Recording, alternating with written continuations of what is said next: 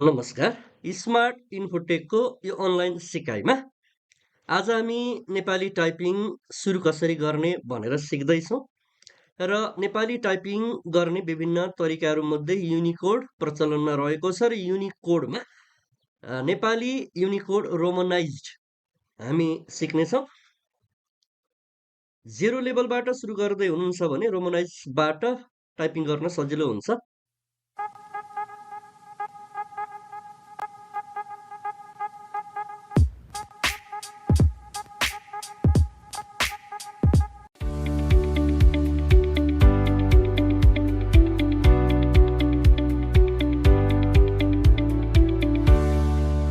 रोमनाइजका लागि सबैभन्दा पहिला गुगल क्रोम ओपन गर्नु होला। गुगल क्रोममा स्मार्ट इन्फोटेक नेपाल .com भन्ने वेबसाइटमा जानु होला।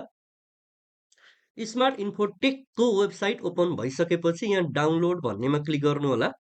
डाउनलोडभित्र तपाईँहरूका लागि आवश्यक धेरै थरीका प्रोग्रामहरूको लिङ्क भेट्नुहुनेछ र अहिले हामीले रोमनाइज डाउनलोड गर्ने छौँ।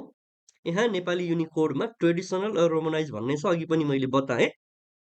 तपाईँ जेरो लेभलको हुनुहुन्छ र तपाईँलाई अलिअलि इङ्ग्लिस टाइपिङ गर्न आउँछ भने रोमनाइज सजिलो हुन्छ सिक्नको लागि। रोमनाइजमा क्लिक गरिदिनु होला। रोमनाइजमा क्लिक गरिसकेपछि यो खुल्नेछ र डाउनलोडको लिङ्क देखिनेछ। यहाँ डाउनलोडको बटन देखिएको छ, यो डाउनलोड बटनमा क्लिक गरिदिनु होला। यो एउटा बक्स खुल्छ, यसलाई बन्द गरिदिनु। डाउनलोड गरेको कुरा यता आएर बस्दो रहेछ है। यता हेर्नु त, टपमा राइट साइडमा यहाँ डाउनलोड गरेको कुरा यहाँ आएर बस्छ। यसलाई उयो ओपन फोल्डर गरिदिनु अथवा सो इन फोल्डर भन्ने हुन्छ, क्लिक गरिदिनु। सजिलोका लागि के गरिदिनु भने यसलाई यो यो जिप फाइल भन्छ यसलाई राइट क्लिक गर्नु, त्यस पछाडि एक्सट्र्याक्ट अल गरिदिनु होला। एक्सट्र्याक्ट अलमा समस्या भयो भने यसरी एक्सट्र्याक्ट गर्ने बेलामा राम्ररी होइन फोल्डर देखिएन भने तपाईँहरूको कम्प्युटरमा विन ऱ्यार भन्ने सफ्टवेयर राख्नुपर्छ र यसलाई राइट क्लिक गरेर विन ऱ्यारमा गएर एक्सट्र्याक्ट फाइल गर्न सक्नुहुन्छ। एक्सट्र्याक्ट फाइल गरियो, ओके गरियो। अब यस्तो फोल्डर बन्छ। कस्तो फोल्डर बन्छ भन्दा यस्तो नर्मल फोल्डर बन्छ।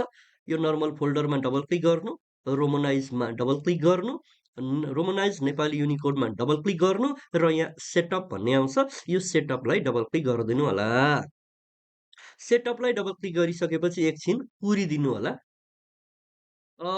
एकछिनमा यता टास्क बारमा यो देखिन्छ, यसलाई क्लिक गरिदिनु र यस बटन दबाइदिनु होला। यस बटन दबाइसकेपछि इन्स्टलेसन कम्प्लिट भन्ने आयो।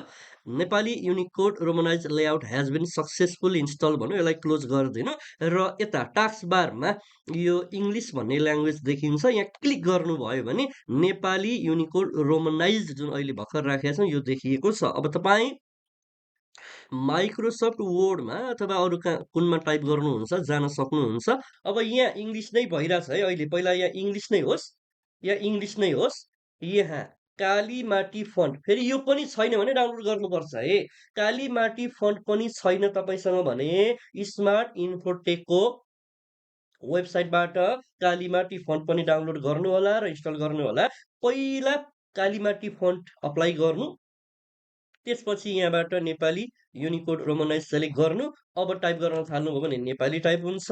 तपाईँले के गर्नुभयो भने क हुन्छ, सिफ्ट के गर्नुभयो भने ख हुन्छ, जी गर्नुभयो भने ग हुन्छ, सिफ्ट जी गर्नुभयो भने घ हुन्छ, अनि सिफ्टसँग यो कमा गर्नुभयो भने ङ हुन्छ। यसरी अक्षरहरू याद गर्दै जाने। अक्षरहरू क ख ग घ ज्ञसम्म, अ आ इ ई असम्म र क का कि 12 खरी सबै याद भइसकेपछि शब्दहरू टाइप गर्न सक्नुहुन्छ। र आधा अक्षरका लागि है, आधा अक्षरका लागि जस्तो मलाई भक्तपुर टाइप गर्नु छ भने भ भनेको बीमा सिप दबाएर क भनेको के। अब भक्तपुरमा क आधा छ, क आधा बनाउनलाई खुट्टा काट्ने रहेछ। यो किबोर्डको लेआउट अनुसार फरक हुन्छ है। कुनैमा क्वेसन मार्क सँगै स्ल्यास भन्ने छ भने त्यसमा दबाइदिनु, यस्तो खुट्टा काटिन्छ।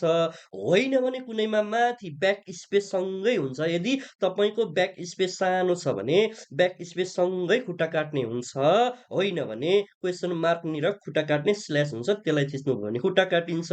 मैले के भने भक्तपुरका लागि ब सिफ्ट दबाएर भ भयो, ब भनेको बी भन्नु खोजेँ होइन।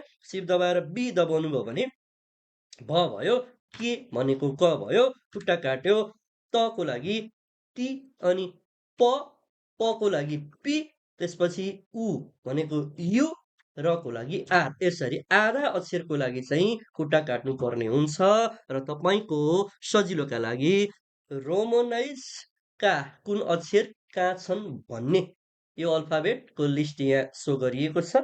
यो अनुसार अभ्यास गर्न सक्नुहुन्छ। अभ्यास गर्नुहोला, नेपाली टाइपिङ मजाले गर्न सक्नुहुनेछ।